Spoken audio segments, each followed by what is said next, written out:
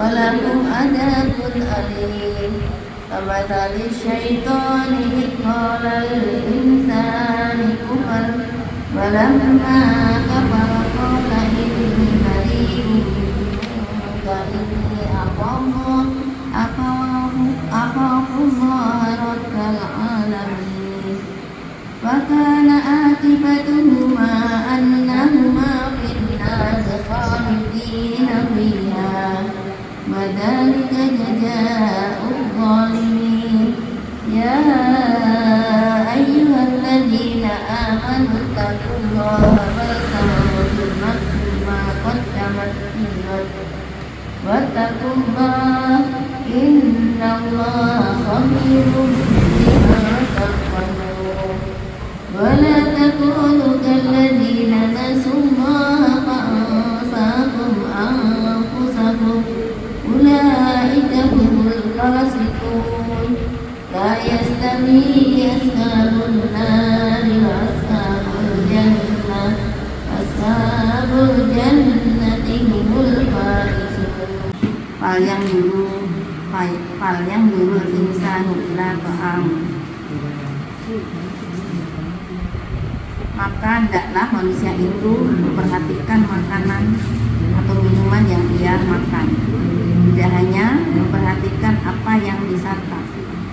Kaum muslimin juga perlu untuk mencermati kehalalan makanan dan minuman yang akan masuk ke dalam tubuh kita.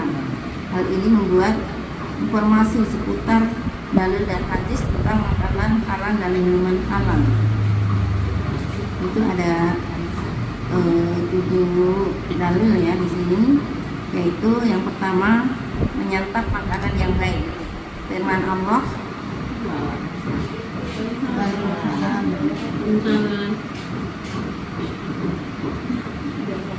ya silahkan duduk. Perintah untuk menyantap makanan yang halal telah disampaikan dalam firman Allah melalui Al-Quran seperti dijelaskan dalam hadis panduan muslim, itu di hadis arba'in.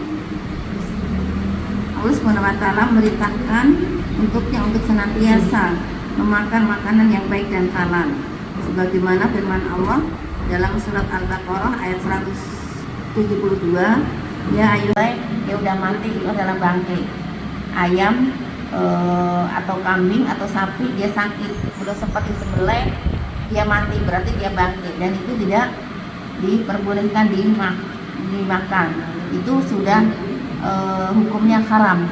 Walaupun sayang banget ya, sapi satu mati, ya sayang, tapi itu dibangkai, nggak boleh ya, karena kalau bangkai hewan atau manusia yang sudah mati, maka beberapa jam kemudian itu ada bakteri ya, makanya dalam Islam tidak boleh, karena nanti akan bakteri itu akan pengaruhi kesehatan manusia yang mengkonsumsinya. Makanya di dalam Islam tidak boleh dimakan, walaupun itu hewan ternak, ayam, bangkai. Iya, karena sudah mati itu sudah. Kenapa kalau mati? Karena kalau mati darahnya itu nggak keluar. Karena darah itu apa? Haram ya. Makanya kalau yang menyembelih itu darahnya harus keluar. Tidak boleh ayam mau dikonsumsi, mau dimasak tapi dipukul, haram jatuhnya, karena darahnya tidak keluar. Makanya harus 3 urat yang harus putus ya. Jalan makan, jalan udara, jalan air, itu harus putus. Begitu juga ketika memotong sapi atau kerbau atau kambing ya, kalau korban itu harus 3-tiganya putus gitu ya. Kalau nggak putus maka darahnya tidak banyak mengocor, makanya darahnya itu supaya keluar semua sampai benar-benar netes itu. Makanya beda ketika darah itu sampai netes banget kalau kambing, katanya ya yang suka menyembelih gitu, dan itu memang ada apa ya, ada pelatihannya gitu ya, yang ikut suami pelatihan itu. Katanya ketika motong apa tuh namanya kambing, darahnya benar-benar sampai habis, netes habis gitu ya, baru dikuliti. Nah itu tidak akan bau kambingnya katanya, atau dombanya tuh mengurangi bau. Ya beda ketika dipotong terus darahnya itu masih mengalir tapi udah mulai dipotong yang lainnya gitu ya. Dan benar-benar darahnya itu sampai bersih. Ya, makanya dalam Islam itu harus dipotong. Ya, karena dipotong itu akan keluar darah semuanya. Baginya lebih layak membakarnya, ya. Insya Allah. Hadis ini mensyaratkan bahwa makanan adalah sumber dari segala sumber bagaimana manusia bisa tumbuh dan berkembang. Maka jagalah makan itu dari hal-hal yang diharamkan oleh Allah. Karena apabila mengkonsumsi makanan yang haram maka bisa jadi penyebab lahirnya watak perilaku yang tidak baik. Wow. Ya, satu, tertolaknya amal ibadah.